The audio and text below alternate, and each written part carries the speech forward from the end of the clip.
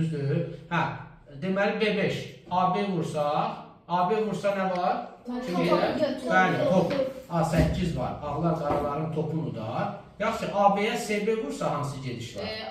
At B5, afərin. At B5 artıq 6 piyadasının bağlamada olmağından ağlar istifadə edir və burada bir piyada üstünlük əldə edir. Fil B7 gəlib A8-i qoruya bilər. Onda artıq atımızı C3-ə gəlib həm Y4 piyadasını müdafiə edirik və növbəti gedişdə təhlükəmiz fil C4. Fil C4-dən sonra da ağlar çox güclü mərkəz yaradır burada və buna görə də 2 dənə. bəli, yaxşı üstünlük əldə edib, rahat şəkildə oyunu uduşa apara bilər.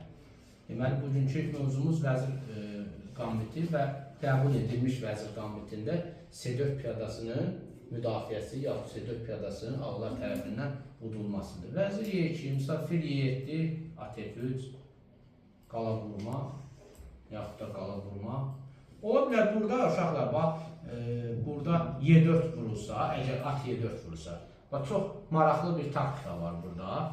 Fil F7 şah veririk, şah F7, vəzir B3 şah, görürsünüz B7 xanasında təhlükə yaranır. Fil D5 yoxdur, çünki burada at D5 vura bilərik.